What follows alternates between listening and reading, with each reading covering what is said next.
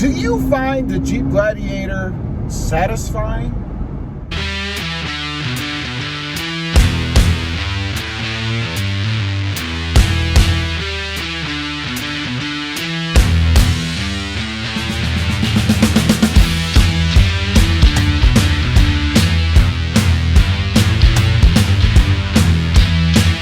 Well, good morning, everybody, and welcome back to Rob Motive JT.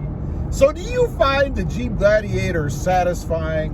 You know, strangely enough, and I'm a little bit different. I got to admit, when I first bought the Jeep Gladiator, or actually before I bought it, when I started looking at it, you know, seriously considering picking one up, you know, I got to thinking to myself, you know, am I going to be satisfied with this truck?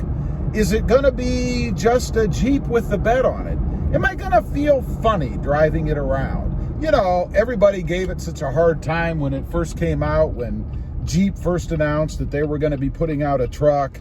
You know, I got to thinking, you know, is it going to be weird driving one of these things around? It'd be, you know, this is an extreme example, but it'd be kind of like, you know, maybe driving around a Volkswagen Beetle. Nothing wrong with the Volkswagen Beetle if you like it. It's just not my thing, you know, or maybe a Ford Pinto station wagon. That'll date me a little bit. So I got to thinking about that, and I thought, you know, first of all, I generally don't really care, you know, what other people think of what I'm driving. It's really more of an internal thing for me, and if I'm okay with it.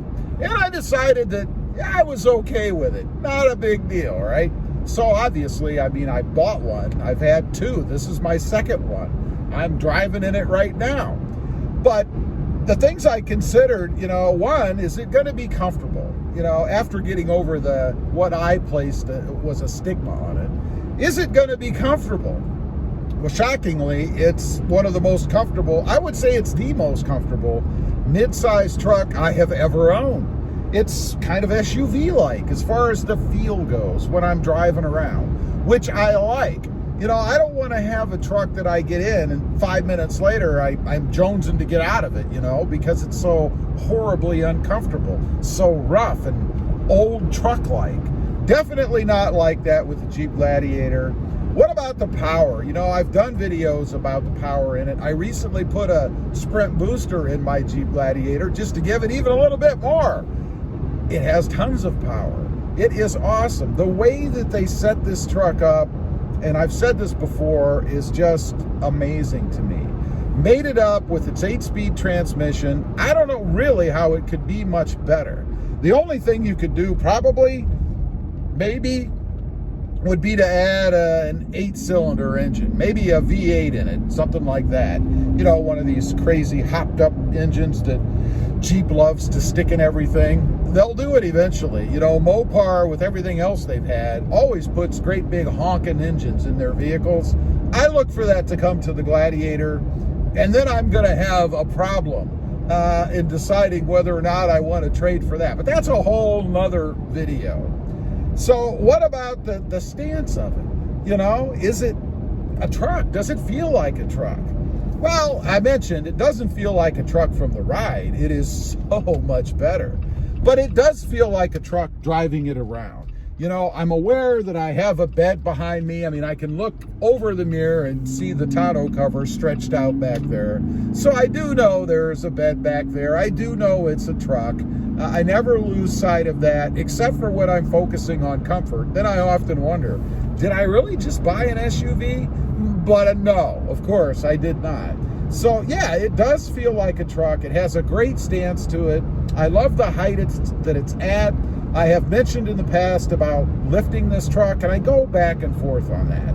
I do think lifts look the best. But the thing that I don't want to do is lift the truck and ruin it. I don't want to sacrifice any ride quality because it's just about perfect the way it is.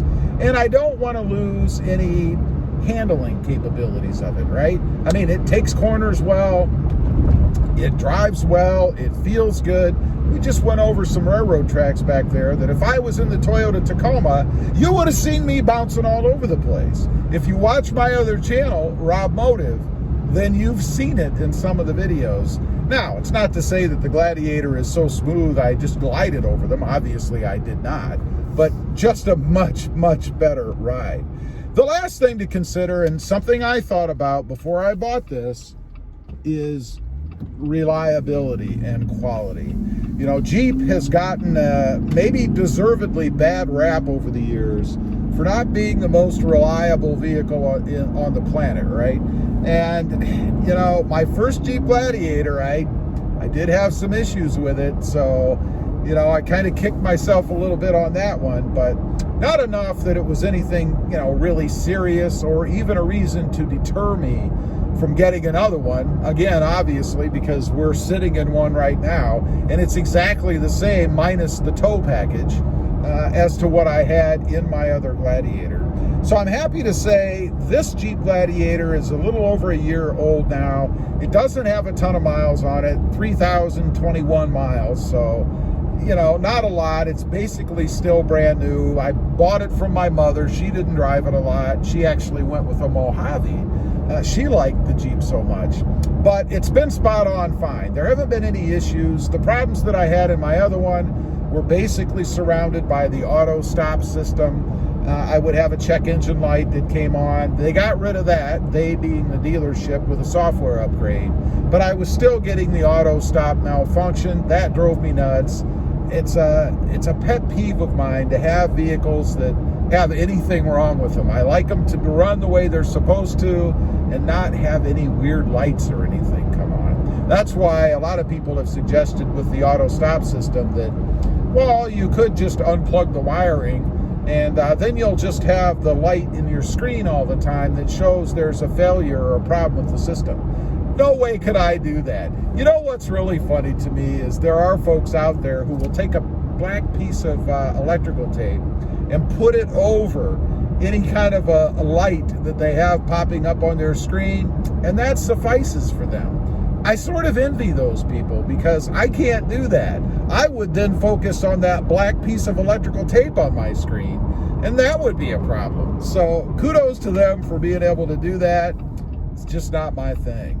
Anyway, digging the truck, still love the truck. Can you get some satisfaction out of owning a Jeep Gladiator? Is owning a Jeep Gladiator satisfying? Absolutely. One of the best mid-size trucks, if not the best mid-size truck out there that you can buy right now. The only question I have left on it is reliability. Time will tell on that, and that's probably why, I suppose, I wouldn't call it definitively the best mid-size truck. Leave a comment. Let me know what you think. Are you satisfied with your Jeep Gladiator? Did you have any of these other weird concerns like I did? Be honest. I'd be curious to know. Also, real quick, I do have 2 additional channels. Rob Motive, all about my 2020 Toyota Tacoma, and Rob Motive FST, all about my 2021 Toyota Tundra.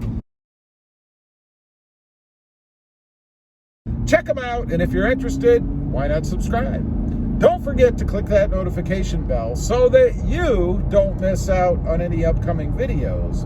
And do me a favor, smash that subscribe button on the way out. Thanks for watching. Stay satisfied out there. Bye.